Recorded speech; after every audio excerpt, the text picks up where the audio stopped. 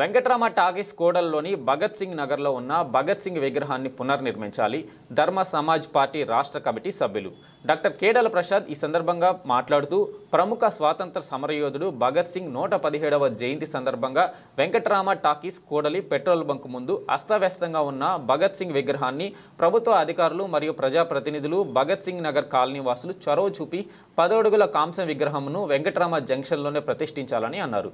ఈ విగ్రహాన్ని గత 20 సంవత్సరాల క్రితం అనగా 2004లో స్థానిక ఎమ్మెల్యే బసవరాజు సారయ్య గారు ప్రతిష్ఠించడం జరిగింది అని మరియు అక్కడి కాలానికి భగత్ సింగ్ కాలనీగా నామకరణం చేశారని అన్నారు. కానీ ప్రస్తుతం పెట్రోల్ బంక్ ముందు అస్తవ్యస్తంగా ఉన్న విగ్రహం ఎటువంటి ఆదరణకు నోచుకోకుండా 117వ జయంతి రోజు కూడా సాయంత్రం 6 గంటల వరకు ఎవరు పూలమాలలు వేయకుండా మరియు పిచ్చి మొక్కల మధ్య నివాళులు అర్పించకుండా ఉన్న విగ్రహానికి కేడల ప్రసాద్ వివిధ ప్రజా సంఘాల ప్రతినిధులతో వెళ్లి నివాళులు అర్పించారు.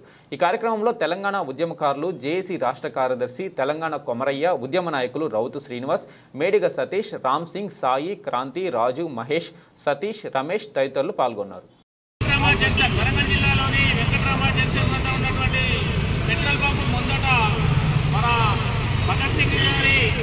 విగ్రహం అది దేనికి నోచుకోకుండా ఉంది.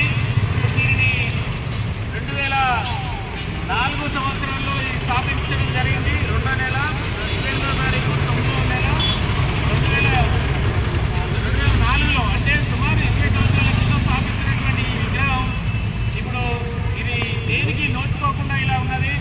పొద్దున్న నుంచి ఇక్కడ ఎవరు కూడా నివాళులు అర్పించలేదు. వరంగల్ జిల్లాలో ఉన్నటువంటి భగత్ సింగ్ విగ్రహాలు ఇక్కడ తప్ప 1-2 తప్ప ఎక్కడ లేవు. అలాంటిది ఈ విగ్రహాలను కాపాడుకోవాల్సిన బాధ్యత మనపై ఉన్నది.